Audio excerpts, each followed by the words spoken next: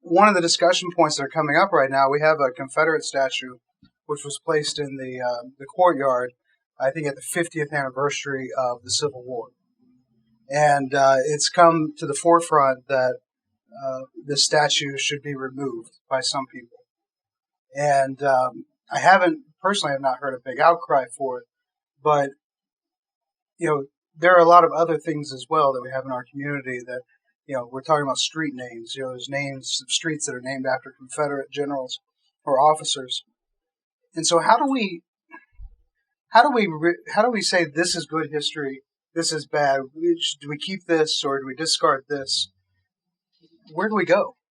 I mean, because we're at that point of having that conversation now in the halls of government. Sure. I mean, I think that the first thing we have to establish is that in a lot of circles, maybe established history isn't the real story, right? That history in many cases becomes the language of he or she who tells it, usually the person who won. Right? And so we talk about someone like Columbus. Columbus speaks for himself. You can look at his journals and you can find that day one, he's enslaving indigenous people. You can look in his journals and you can find the brutal force that he used to subjugate those indigenous people, forcing them and converting them to Christians. In some cases, young indigenous women being raped. That's not what we tell, but that's in his journals, his own words. Secession documents, another example. They tell you specifically why states left the Union, right? You look at someone like the Vice President, Alexander Stephens, and he says in his cornerstone speech that, hey, listen, the cornerstone of the Confederacy rests upon this, that the United States of America was made for the white man, that the African is inferior to him, and that his place is to be subordinate and enslaved to him. So we know these things, right?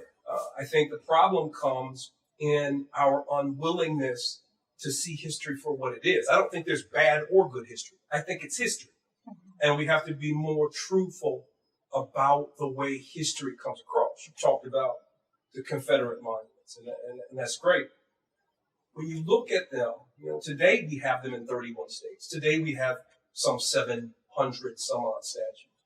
But the majority of those statues weren't erected until two generations, at least 50 years after the Civil War, as you stated. The peak happens in between 1900 and 1920. That's the first peak.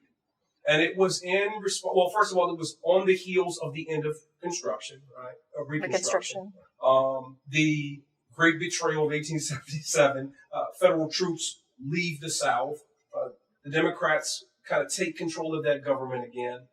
All the gains made from Reconstruction gone. You bring in an era of Jim Crow, and now we are erecting these statues. And these statues were not to commemorate the Civil War. They were to make a statement. I think we have to be honest about that. When you look at the Confederate flag and its reemergence in the 1940-ish, again, in response to the civil rights movement, the Dixiecrats, to make a statement, the South said they will rise again. In many cases, I find it hard to believe that they ever left. I think you make a good point that when we talk about the Civil War specifically in this country, what we did here is, and full disclosure, I'm a Yankee. I'm from the North. So for me, when I look at the monuments, the first thing I do is kind of giggle. Like, why are you celebrating people who lost? Yeah. But that's the Yankee in me. But the love of history in me and understanding the importance of knowing that history, and I agree with you, none of this was really about history for the most part. A lot of this correlated with Supreme Court cases that, put Black people back in their place and all of that, right? But what I think one of the main points here is also in this country, we allowed the losing side to write the history. So the losing side lost the war, but they did win the peace for another 100 years. Right. So I think we're just now starting to actually have the conversations of what should have been the conversations in 1870. Right. And now we're trying to figure out how to deal with that, but we don't have the easy, tangible thing of seeing, burnt down buildings from a war, or that general marching past you, or, that person who owned me. Right. Now it's a very more abstract but real thing. But I think it's very interesting that the people that lost did get so much control over how we operate today when it comes to race. I went to Virginia Tech and got my history degree. And I studied a lot of European history, but, U.S. history is a requirement, so it's not my specialty. But I did some refreshing to prepare for this. And what's interesting is when I talk about this, especially with my friends and people of color, I think we also forget that a majority of the blood was shed in the South, especially in Virginia. Like, majority of the battles were in this state, in Virginia, all over the state. And, good, bad, ugly, it's a loss of life. And it's personal. It's a challenge because history is emotional, because there are stories. And people hold on to those things, regardless of what side they fought on. And, stories are handed down, even if they're not written in the history books. We tend to forget the everyday people on both sides and how that impacted our community, specifically, like our Culpeper community, like what we're doing now to reclaim those stories that were never shared. And so I think for me, that's something that's really important, and that something that I really prayed about. And I'm like, I just want to give a voice to the stories that were never told or not shared. And because, I believe that's kind of like my heart in going into this and thinking about things like street names and monuments and trying to figure out what to do for our town and for other communities across the United States, wrestling with these questions. When you look at, you said earlier how we let the loser rewrite the history. Even when General Lee surrendered, one of the things that was significant that we don't talk about was Robert Lee was able to keep his horse and his sword. And that was a big statement, because I believe once the North won the war, there was no repercussions. So basically, the Confederates went back down south with the same mentality, same mindset. They just lost the war. And I believe what happened, the Union showed too much empathy, thinking that they lost their economy, so we're just going to kind of let them do what they want to do, let them kind of rewrite history. That right there, because one of the things we have to be careful is that by no means, just because the Confederates fought to defend slavery, the Union, remember, the Union Army fought to preserve the Unions. Exactly. Not to free exactly. slaves. Only in the North are we taught that we were this innocent, wonderful people. And I'll be honest, in the North, we're basically taught that the South was ignorant and we were better. And that's just what we're taught. No, Grant had slaves. Right. So it wasn't, it was two different mindsets. And so even at the end, it shows us, even as African American, even as white people, how they take care of each other, regardless of their battles and the issues.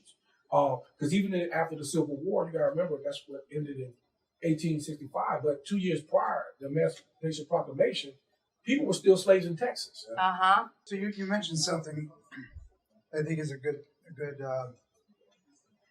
segue into a deeper discussion on the statues and memorials. If society or communities, let's say, are going to say, let's get rid of this statue, or let's get rid of these street names because of Confederacy, wouldn't it be intellectually honest to also get rid of Jefferson, to get rid of Madison, to get rid of Washington, and all of those names, because they were all slavers? And if the core issue of our problem with the Confederacy was slavery, then we need to extend that courtesy to everyone down the historical chain who owned slaves at one time. Right. But I don't hear that conversation be taking place. It's all kind of geared towards the Confederacy.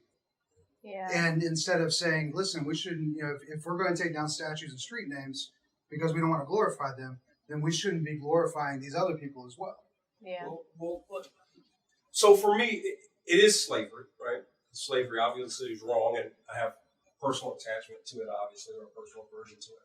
But I think the bigger issue, when you want to differentiate Jefferson with Lee, the Confederate States left the Union and went to war against the United States of America. Now, under that definition, I know they are people's grandparents and great-grandparents, but they were, today's society would call them terrorists. It's treason. Yeah. It is as treason. a northerner, I just So look at let's it call basically it it's what treason. it is. And I think some of the reason I would not be a proponent for destroying them, but they should maybe be in a museum. We also have to be careful that we're not coming after these things with the mindset of we want to stick it to you because we don't like it. Right. And it has to be strategic. It can't be, and I get your point. Why are we focusing on this? Well, we're focusing on this because this is what you celebrate. Mm-hmm. And to be honest, in the South, they celebrate Robert E. Lee more than they celebrate George Washington or Jefferson. You can have, what you have is, in this country, you have President's Day. Mm-hmm. Right. But down south, you have Lee Jackson Day. Right. And neither one of them, and both of them were traitors. And this is not a celebration of Virginia. This is in Arkansas, and it's usually the Friday before Martin Luther King Day in most states. So, but we have to be careful and strategic when we're going after these statues, and finding out who's asking for these to come back. Mm-hmm. Because the problem I have is, and I share this with a couple of people, with African Americans and Black people. One of the problems I have is when white people control the narrative. In other words, who's asking to tear down these statues? Because we have to be careful. The statues and streets are nothing but symptoms of the sickness. That's good. Because we can, and sometimes I feel like we're being focused on statues and street signs instead of focused on the systematic racial issues that because the bottom line is you can take a statue down, but I don't mean I have to hire Black people at the jobs at the county. Doesn't change the heart. Right, it doesn't change the heart. Also, But it does make people superficially feel good about themselves for 10 Yes. minutes, right? I Right. can pat myself on the back. Right. I supported tearing something down. Correct. But I think Now I'm woken down Yes, for the vote for cause. me. Meanwhile, yes, but I think you're onto something in regards to if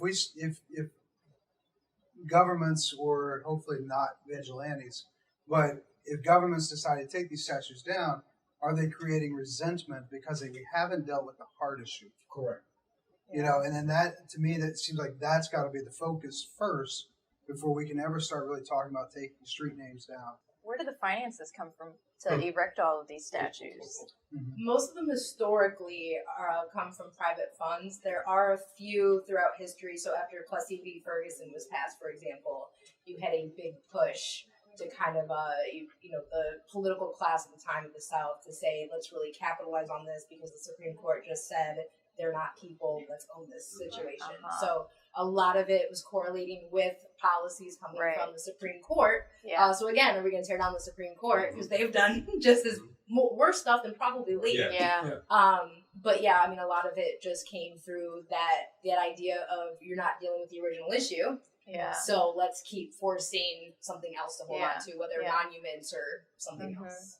And as far as like naming street names, is that VDOT? Who decides? No, I mean, it's history of the town. It was history And of the sometimes town. it's the developer who developed it. Okay. So it's not even the town. The developer Gotcha. comes up and says, this is what I want all my street names to be Interesting. called. And I tried to dig and find out because I didn't even know who Pelham was. I'm being honest, and so then I had to dig. And interestingly enough, John Pelham, who is named after, isn't even from Virginia. He's from Alabama, and he died near my house at the Battle of Kelly's Ford. Yeah. But his father, ironically enough, had a very interesting history. Charles Pelham. He later converted during Reconstruction to be a Republican and ran and won, and in the state of Alabama. But was ousted, was threatened, actually, because he voted in favor for the Equal Rights Act of 18... Yes. Yep. Yeah. And so it's interesting, the familial dynamics, and here we are, we're looking at the individual people here and how, in our town, in Culpeper, there's a lake called Lake Pelham, and the ancestry of John Pelham versus his father, and how that course changed.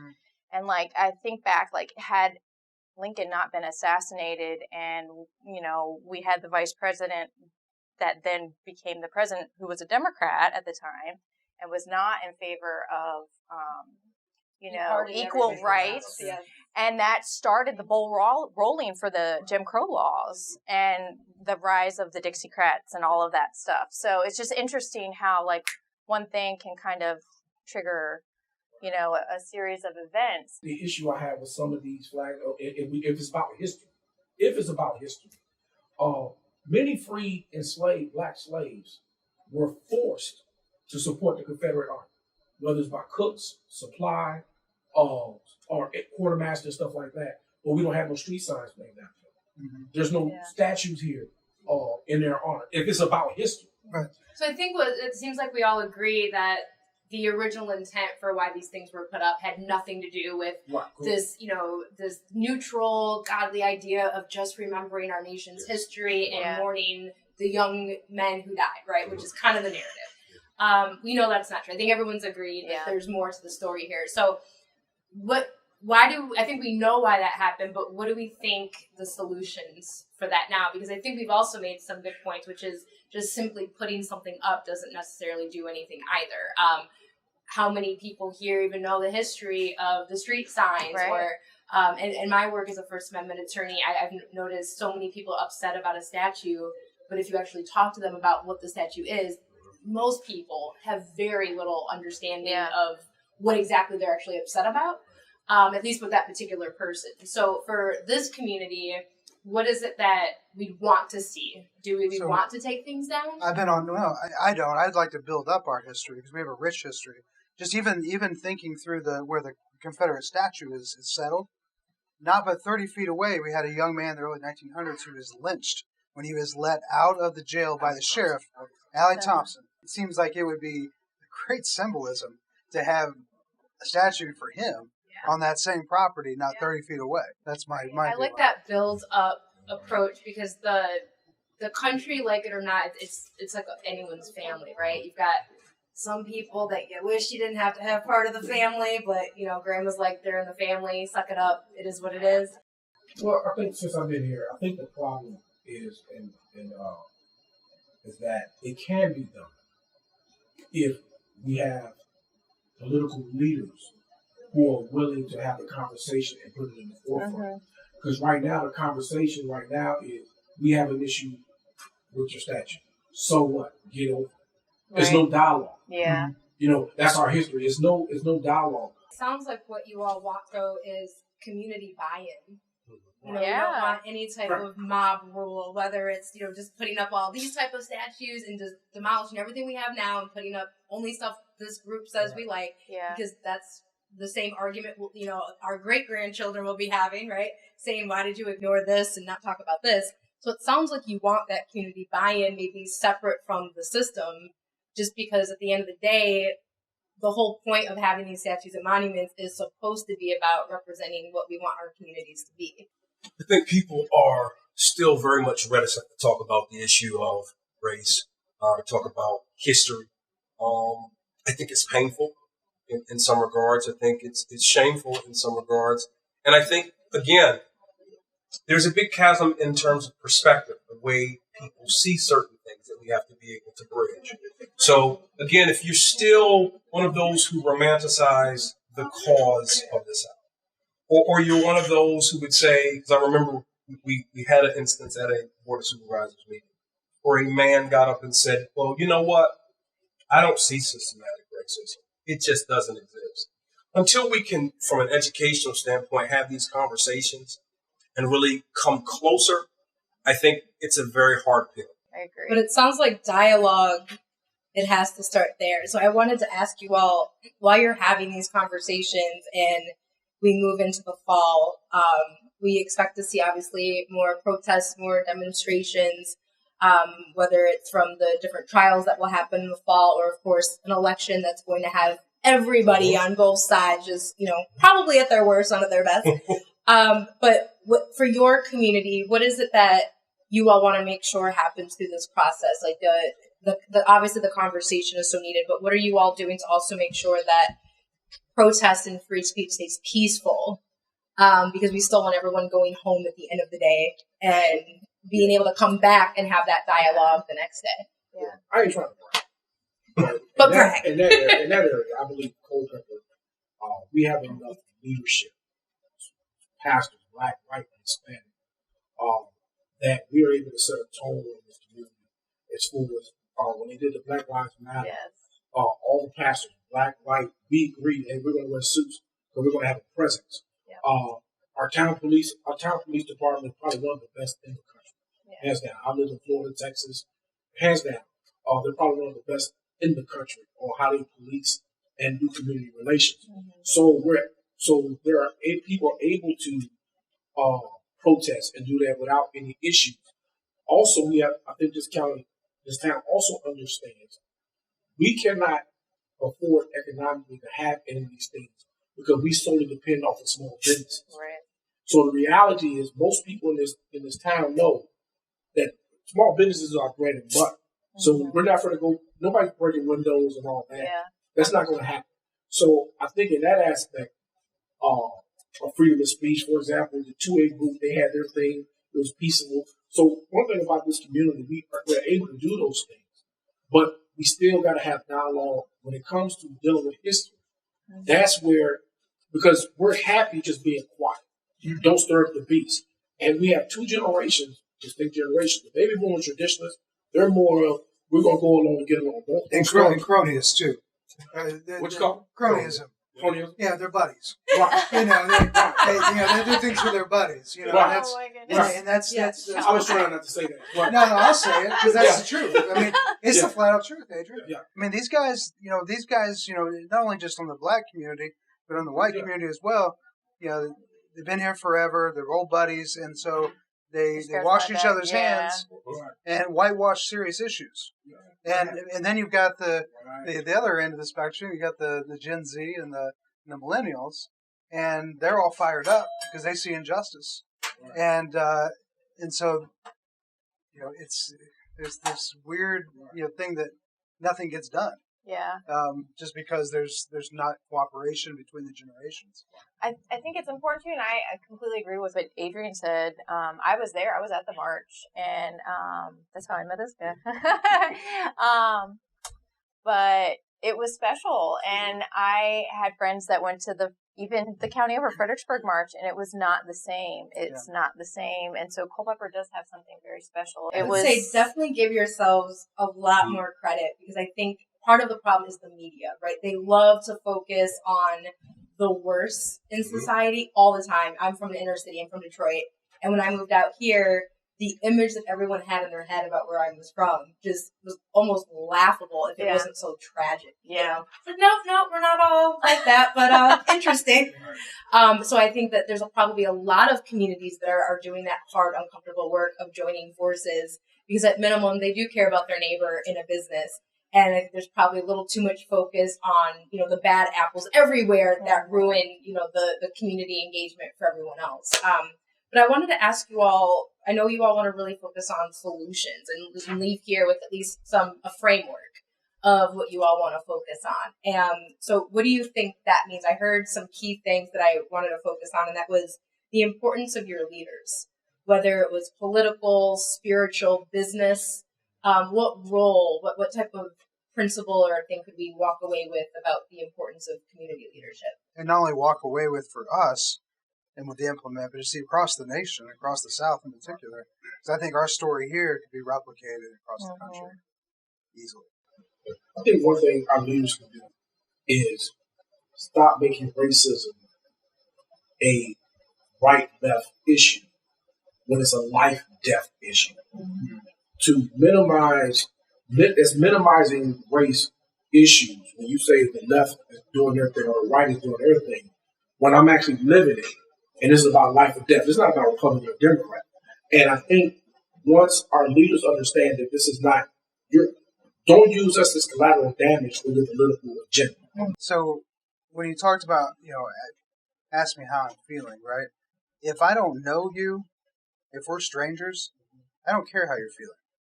Okay, but if you've got a story to tell me of what you're feeling, that changes me, and I think that's the key here is storytelling.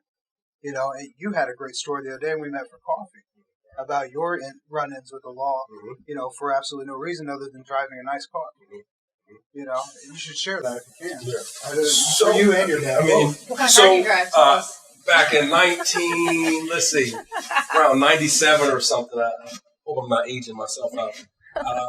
I'm in college and I'm You driving. said yes. You just said Yeah. So I'm driving my dad's car that he gave to me. It's a black 944 Porsche. I'm driving down 29. It's not a new Porsche, right? At least it wasn't new to me. And I'm pulled over by officers. I can't remember because it's been so long ago, almost 30 years ago, why I was stopped. But I was stopped. I was searched. But what I remember was what the officer said to me. He says to me, "What are you doing driving a car like this? How did you get a car like this?" How dare you? So we fast forward some 30 years later. My dad, who was in the military, and that's why he could afford us certain things, he's retired. He's driving his black Jaguar home.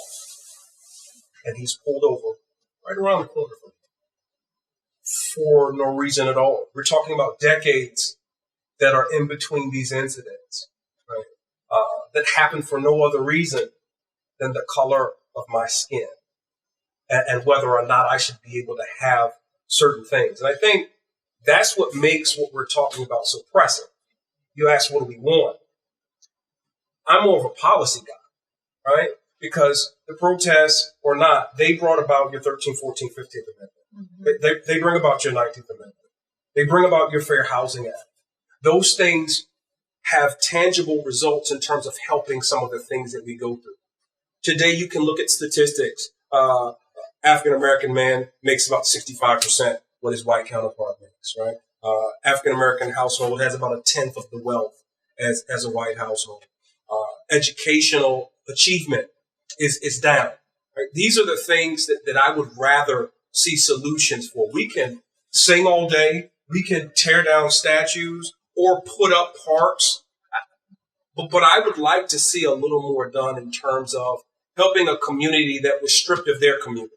I mean, that's where the rubber meets the road. And that's knowing your neighbor and the need that, the physical need, tied to the spiritual component as well. And so, that's what has to happen. It's not a social media post. It's sitting down, having a conversation, looking at each other in our eyeballs. How do we do that? How do we do that? Because we self-segregate. We have white churches, we have black churches. Yeah, okay? I know. That is literally the thing that infuriates me. We have white people who will not sit under a black minister. They may That's not say that personally. I know. They may not say that out loud, too, but that's really the real reason, okay? But we also have black churches, when they have a white pastor come to visit to speak, basically tries to run the pastor out of the room. So, we have a problem in our own churches. Oh, I know. Where we don't have mixed audiences. We don't have mixed congregants. And I think that burden falls on us as leaders. It happened to me. I think we had a meeting. It was a bunch of pastors right before the Black Lives Matter march they had here. Black, white, Hispanic faculty met up. And we got, because one of my concerns was with the white pastors that, hey, listen, y'all need to be talking about racism because a lot of the racists out here go to your church. Mm-hmm. And you need to address this. And what I found out in a lot of these churches, a lot of these white pastors are in the same situation as we're, is that if I say anything about racism, they're going to fire me. I think it's hard to, and I'm coming at this from like a white perspective, and I'm not speaking for all white people, but because I'm sure I'm going to get flack for this, but something I have noticed in active listening, especially with people of color or anyone that's experienced any kind of racism, we tend to personalize it and feel like I am the slaveholder now. Like I have taken on that role, and now like they feel the weight of like, whatever happened before. And I don't personally see that way, but I can see how people in certain circles would feel attacked. And I don't know how to bridge that gap, because I think that's the problem. That it's like a miscommunication. It's where like people are like, oh, you're calling me a racist, or, I don't think that way, or whatever, and what do you want me to do, type of thing. They feel this, guilt, I guess. How much does the media feed into that, though? I mean, when I see these guys acting a fool in the inner cities, and they're having people kiss their boots, the black man having white people kiss their boots, and seeing videos. I mean, let's see, a real policy thing would be pay my student loans. but I mean, when you see that and that gets spread out, then that becomes the face of the movement to a lot of the white folk. You know what I'm saying? So we've got to cut through that media nonsense. Yeah, versus like literally, I call up friends and they would be like probably, I don't know, I guess grandmother's age, but sharing the fact that in Culpeper they could not attend the pool. Mm-hmm. And this is like not that far removed, and experiencing that and like letting that just kind of marinate on you, like, wow, that really wasn't that long ago. Interesting, in this country, we're taught to never forget the Holocaust, but right. And I guess there's a difference between having empathy with someone in their story and feeling like they have to flog themselves or something, like having empathy for the story and the experience. So here's the thing, though. Just like the conversation with people, I've never owned slaves and you've never been one. The economy, 80% of the economy pre-Civil War was based off the fruit of the slave machine, slave machine, which meant that everybody, whether you were in the North or the South, whether you owned slaves or not, you benefited from the fact that people were subjugated, were not paid. 1988, Japanese Americans received reparations from Ronald Reagan. They did. Something like $3 billion, right? 2012, after 2 years of deliberation, indigenous peoples to this nation, Native Americans, they received reparations. Yeah. And everybody paid for them. Because there was this recognition that... Which you've never heard one Black American ever say, why am I responsible for my tax dollars to go towards any of that? Yeah. And I don't think any of those groups would expect Black America to pay for it. Right. But no, we've never complained about that. And personally, I don't have a problem with it because, again, what those things do, I find it hard to believe, District of Columbia Compensation and Emancipation Act, where you're giving slave owners $300 per slave. The equivalent today is about $9,000 a slave. So you so-called freed the slaves with the Reconstruction Amendments, but you're giving money back because you can no longer subjugate me. I do want something from you because Wilmington, North Carolina, Tulsa, Oklahoma, where there were airports, where there were banks, where there was a school system, it was burned down. Churches have been burned down. People's houses, businesses have been burned down. Blacks were denied patents. Mm-hmm. We can no longer be patient. We can no longer wait. We have to start speaking up. I think Dr. Harris and also has been in the same situation where we're told by some of the older Black people here, I'll be quiet. They're doing stuff. No, the behind the closed door stuff is done. These forums like this, while we're on camera, publicly, I think we talked about everybody needs to know these behind the closed doors meeting is what's got us in the situation we are. You mentioned Tulsa. You mentioned other places. Let's just talk about Culpeper and Davis Street. This whole back end of Davis Street was all Black owned. Yeah. All Black owned. Now we don't have anything. We don't have anything. But look, here's the thing. Then they gave us a marker that's covered by trees that don't even maintain. So nobody even know that their whole side of that was Black and Black business and Black owned. But I think it affects, let's be clear, I think that it affects the entire country. I think that we all suffer. We all suffer from the trauma of the past and how that past plays out. Because it's not just slavery, right? It is the provision in the Reconstruction Amendments that gave way to peonage and the incarceration system that still allowed for free Black labor, but incarcerated Black people. The sharecropping system, where they still work the land, but receive very little benefit from it. Definitely the education system. The educational system, right? Even in Virginia and Farmville, right? The move to say, we're just not going to have school. If we have to go to school with you, we're not just going to have school, massive resistance.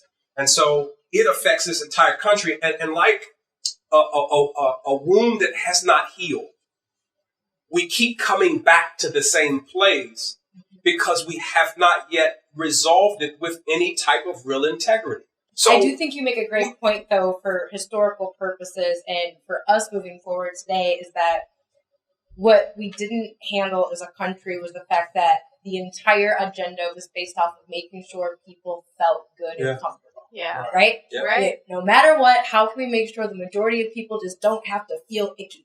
Yeah. And I think the only who happen not to be the people who and I think too, violence. just I think with my own grandparents, right? There's very similar. Okay, well, it was better than this, and you can't fight every battle, Shelby, and always having to figure out, okay, do I want to be the person that fights today because there's still injustice, or do I can kind of chill because I do have a great job and things are good, and and you have to make those decisions. But I do think the main theme that we've all been able to identify here is that we all have to be willing to be uncomfortable and not just say other people have to be uncomfortable. We all are going to have to do that part to do that because it's the only way that it's going to change.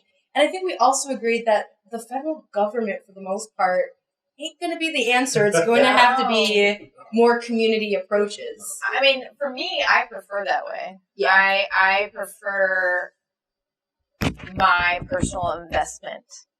That's my personal investment because that's what I'm getting behind. That's what I'm representing. That's what I'm laying on the line for. The more we can have that conversation and the more people that are involved in that, they're going to see that because it's catching fire, like it's turning down the TV or Twitter or whatever and having the reality in front of you.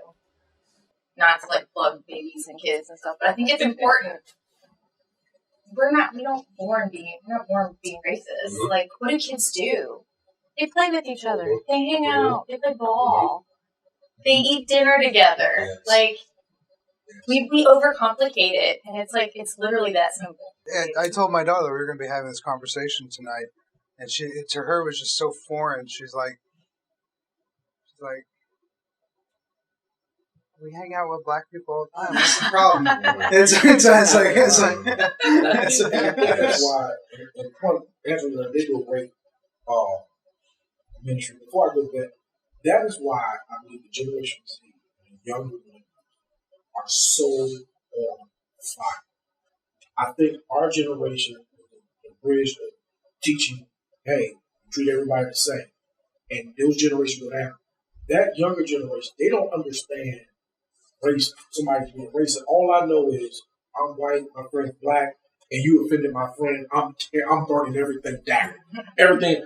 They may not understand the history because of why them, but you got white kids. Because the bottom line is there's no black and white for a lot of these young kids. Matter of fact, one thing I love about this generation, and I'm saying this as a Christian, as a pastor, one thing I love about this Generation Z is their tolerance level for people that are different are way beyond the standards of us.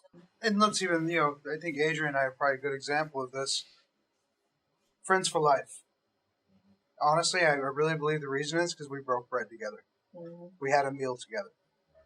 And if I extend a hand of friendship to you, invite you into my home, that means something. That means that I could be doing anything else in the world, but I'm choosing to be with you. Yeah. And I think it's those kinds of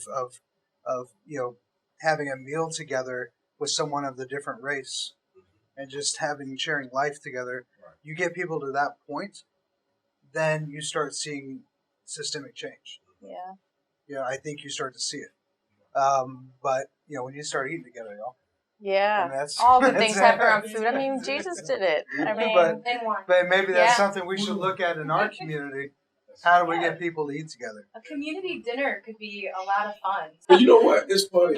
It's funny because people talk about John all the time, and they're with me, and I'm like, look, that's my dude. Because the thing is, John is an honest person. He's transparent, and that would, whether you like it or not, whether you like him or not, or whatever, he's always going to be transparent with the truth.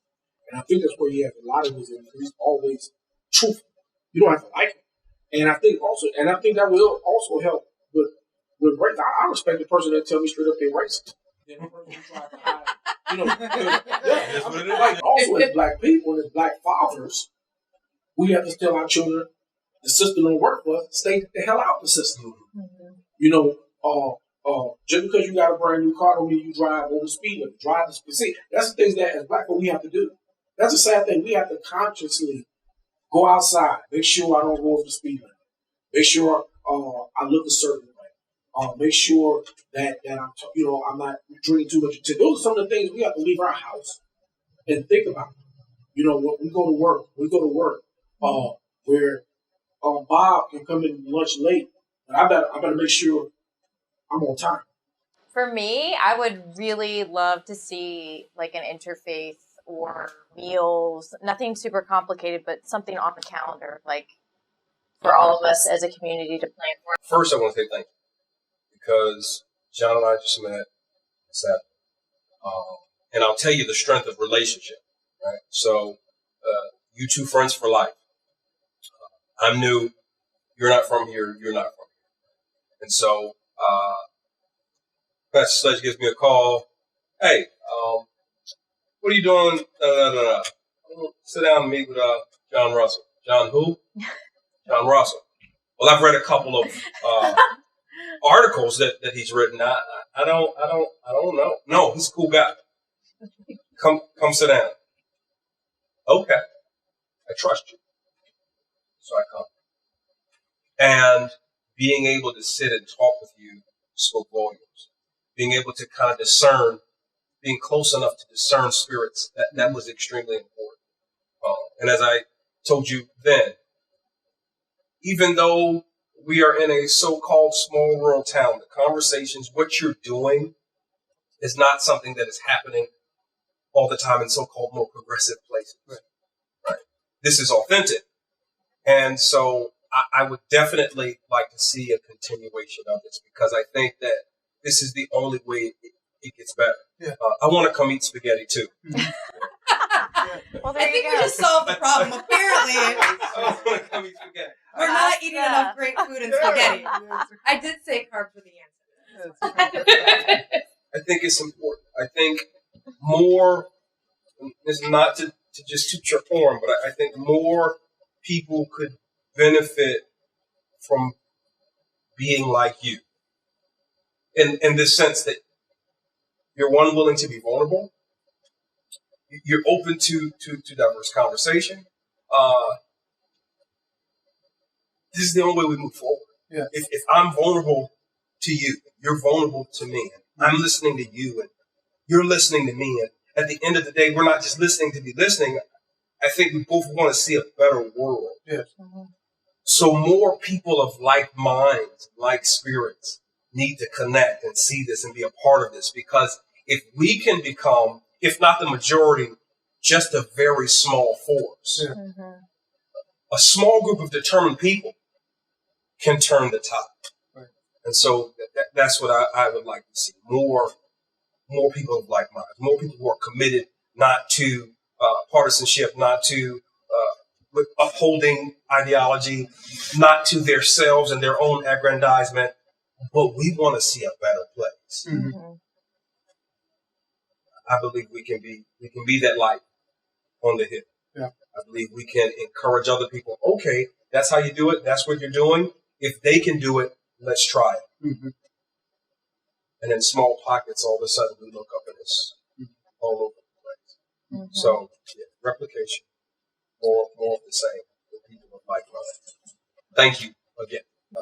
It's funny because at one point, Culpeper was voted as one of the best small towns. Oh, yeah. And now that is being challenged because we have to actually deal with the issue that we don't have to deal with because we're comfortable the way things are. And I think the danger of being comfortable is that you don't want to move.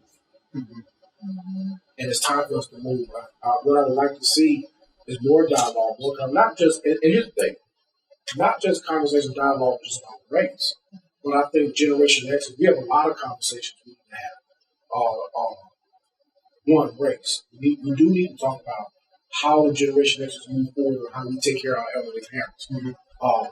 How the Generation X's, how do we get through this, taking care of our own student debt. Now we got children that's doing debt.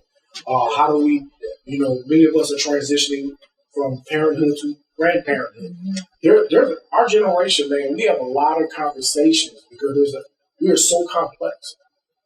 We're so complex. We're so different from the baby boomers and the millennials. We're so different and so special. It's so special, and we have an opportunity to do something great. Our generation has an opportunity to do something great, and maybe we can curb this racial tension. But locally, I think having something like this, a panel like this, inviting all our leaders. Back in 2015, when I had leadership series. I invited all the town and county leaders. I think it was a big election year. We had some issues. We had a lot of issues, political issues within our county. We were so divided, and it was beneficial to a lot of people. That's what good friends. Some people were like, hey, you know what? Maybe I do need to act right. So I think we need to have this forum again and again. I don't think it should stop. Even if the racial tension dies down, I think there's other areas, I believe this group, that we can actually talk about. Yeah. The world's changing everywhere. Just, education policy, what happens with online education, and the use of different pronouns. I mean, the world is changing, and being able to talk about this stuff is what we should be doing. Like I said, I think this is a great idea to get this stuff on video, but I think I don't think this stops here. I think this is the beginning of something, a talk show or whatever. In the barbershop. Generation Spaghetti. Generation, because I don't think we do have a voice. I think, we leave it up to the movie, our generation leave it up to the movie stars. And here's the thing, we had a voice. Our voice was hip hop. Our voice was a lot in our music. And somehow we got older. Don't tell me you're going. Man, I don't know. He just called you old. I thought that we're on such a good track. So what was happening? We become our parents. We have become our parents in so many ways, and we used to talk about everything. Somehow we just like, you know what? I got to go to work. We got busy, and we got too busy for social. We got too busy for social issues, and I think this is great that it's time for us to get back in the game, and we need to get back in the game. We need to have more dialogue. Yeah, I think it's important for our kids to see too. Right. It's something that's long past due, but I really felt like we needed to get through kind of what's been going on a little bit into it so we can get a clear picture. I don't like to act in the moment. I'm not a person that acts in emotion like that. I want to be very methodical and thoughtful in that regard. I try to be. So thank you. I'll accept that. I think the next step is moving forward with this. I think once we get this edited and get this video out to the community and then nationally, I think we start having these conversations and having Gen Xers step up and start taking responsibility for their communities. We got to kick off the apathy shoes, and we got to put on the running shoes, and we've got to get them engaged, because most of the folks that we're seeing that are acting crazy in their cities, that are not part of the peaceful protests, they're not Gen Xers. Okay, I mean our generation is not really in that whole thing. Our generation, this is our chance to stand up and lead, and we lead on this issue because we've got to work through it. We've got to clean up the mess of previous generations. And so for me, this is not only just a local, let's throw it out there and start creating some sparks and dialogue, but let's kick it out nationally and get it out to the rest of the country as a model of conversations. And then let's start dealing with policies. Let's start dealing with spaghetti dinners. Let's figure out a path forward.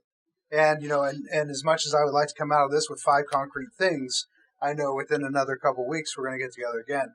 And we'll come up and have time to chew on this conversation, to come up with some concrete things. And we'll still have these same issues, unfortunately, hovering around. So, but I think this is a good stepping stone. Yeah. Well, I just want to give you all, just if it wasn't COVID times, I'd give you all a big hug. I've been giving a lot of presentations the last few years and lectures in either college campuses or organizations around the First Amendment and free speech and all of the icky stuff that comes along with that. And most people are really, really uncomfortable to talk about things. And usually within a half hour, it turns into, us versus them and finger pointing, and you almost have to break it down and kind of hold people's hand to get them back on track. And you all just did just comfortable with each other. And I just hope that you all realized how comfortable you were to talk with each other. And it's not something that you might think more people can do very easily, but honestly, they're not doing it. And I just hope you all keep it up. Even if it's just you four every week doing this, please keep it up, because it needs to be shown and demonstrated that it can be a very uncomfortable topic, and you can talk about it with, no one called anyone evil names. Everyone assumed everyone's heart was in the best of intentions, even if you might not understand something or not even agree. But everyone agreed that, we had that same faith that we want to be better as a community. So I just wanted you all to know that. I think it's fabulous. Thank you, guys. Thank you.